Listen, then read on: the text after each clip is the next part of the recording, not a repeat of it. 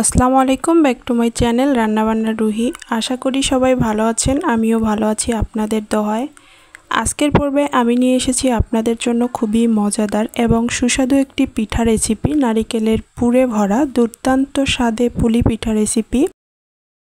এটি বানানো একটা ঝামেলার কাজ মনে করি আমরা অনেকেই, তাই অনেকেই আমরা বানাতে চাই না। তো আমি আমার ভিডিওতে খুব সহজেই কিভাবে এই রেসিপিটি বানাবেন সেটা নিয়ে এসেছি।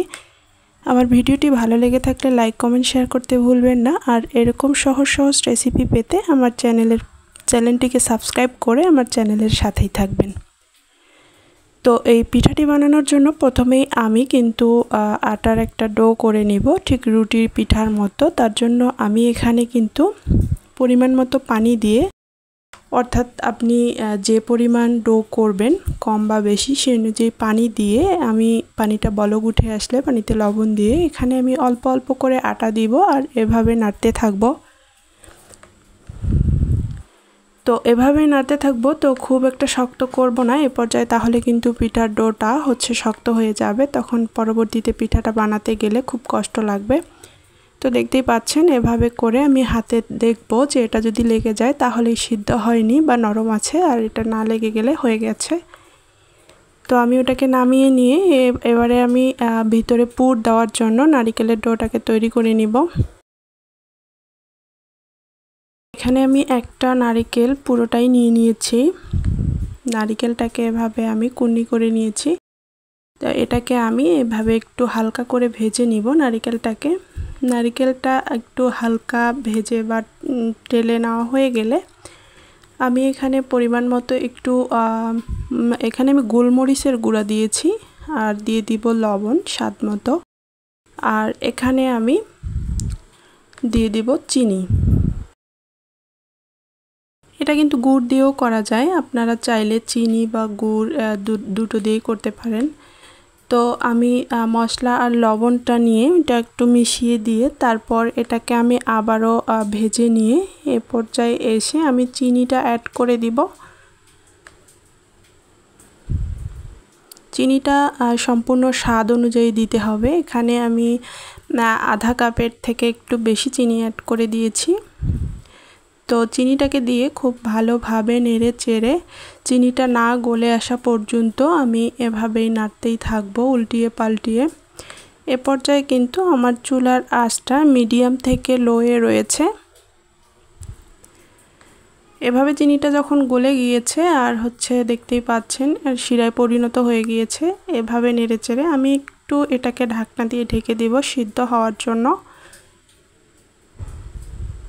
2 থেকে 3 মিনিট পর আমি ঢাকনাটি খুলে নেব। এই যে দেখতেই পাচ্ছেন এটা এরকম হয়ে গেছে, অর্থাৎ নারকেলটা একটু কুক হয়েছে, যার কারণে পুরটা, ভেতরের পুরটা নষ্ট হয়ে যাবে না খুব তাড়াতাড়ি পিঠাটা রাখলেও। তো কিছু সময় ভাজার পর এই যে দেখতেই পাচ্ছেন আমি এটাকে নামিয়ে নিয়েছি। তারপর আমি এখানে এই যে আটার ডো দিয়ে ঠিক রুটির মতো পাতলা করে একটা বড় রুটি তৈরি করে নিয়েছি। এই রুটি থেকে আমি এরকম একটা ঢাকনা দিয়ে ছোট ছোট করে কেটে নেব। তো আপনারা চাইলে এর থেকে ছোট বা বড় ঢাকনা দিয়ে কেটে নিতে পারেন। আমি এই যে দেখতেই পাচ্ছেন এভাবে কেটে নিয়ে, এই যে দেখেন এটা খুব বেশি মোটা বা খুব বেশি পাতলা করিনি, মোটা করলে ভেঙে যেতে পারে। তো এভাবে আমি সবগুলো রুটি বানিয়ে নিয়েছি। এরপর এর ভিতরে পুর ঢোকানোর পালা। যে নারিকেলের পুরটা আগে থেকে রেডি করে নিয়েছি সেই পুরটা এর ভিতরে দিয়ে এভাবে মুড়িয়ে দিতে হবে। তারপর এভাবে চেপে মুখটা বন্ধ করে দিতে হবে। আপনারা চাইলে এভাবেও ভেজে খেতে পারেন বা চাইলে এই যে একটু চেপে দিয়ে এভাবে মুড়িয়ে মুড়িয়ে একটু ডিজাইন করে নিতে পারেন। এই যে দেখতেই পাচ্ছেন, এই যে এটা পুরোটাই চোখ আর হাতের কাজ, আমার মুখে বলার কোনো ভাষা নেই আসলে। তো এভাবে করে আমি একটা ডিজাইন করে নিয়েছি। আপনারা চাইলে আরও ডিজাইন করতে পারেন বা এটা সাজ দিয়েও করতে পারেন, কোনো সমস্যা নেই। এই যে দেখেন আমি এভাবে করে সব পিঠা বানিয়ে নিয়েছি। তো আপনারা চাইলে পিঠাগুলো ভাপেও অর্থাৎ ভাপা পুলিও বানাতে পারেন এভাবে। তো আমি আজকে পিঠাগুলোকে ডুবো তেলে ভাজবো অর্থাৎ ভাজা পুলি বানাবো। সেজন্য আমি একটি পাত্রে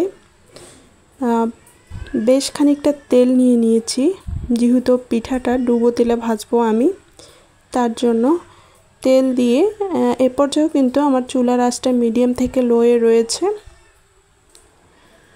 তেলটা গরম হয়ে আসলে এক এক করে আমি এখানে যে কয়টা পিঠা এখানে আটে সে কয়টা পিঠা দিয়ে দিব।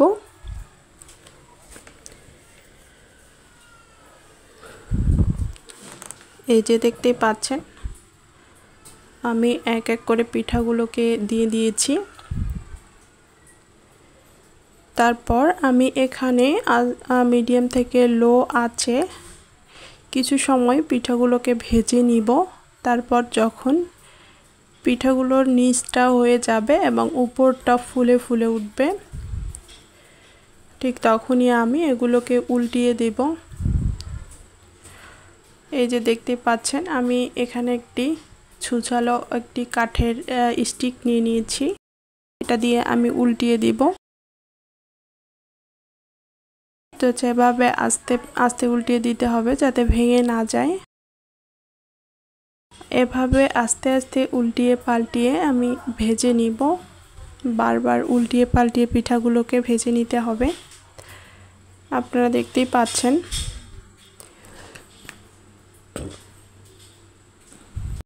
খুব বেশি লাল করব না। তো এভাবে পিঠাগুলোকে হালকা লাল করে ভেজে নিয়েছি আমি, এভাবে উঠিয়ে নেব। যে আপনাদের সুবিধার জন্য আমি আবারও পিঠাটাকে ভেজে দেখাচ্ছি। এই যে এক এক করে আমি গরম তেলে পিঠাগুলোকে দিয়ে দিব আর এভাবে উল্টিয়ে পাল্টিয়ে আলতো হাতে।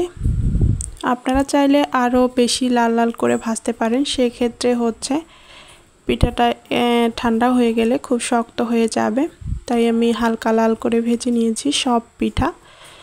দেখতে পাচ্ছেন আমি সব পিঠা এভাবে ভেজে নিয়েছি, দেখতে কত সুন্দর হয়েছে এবং খেতেও দারুণ হয়েছিল পিঠাটি। তো আমি আপনাদেরকে পিঠাটি একবার ভেঙে দেখাচ্ছি। আপনারা দেখেন ভিতরটা কত সুন্দর সফট এবং রসালো হয়ে গেছে।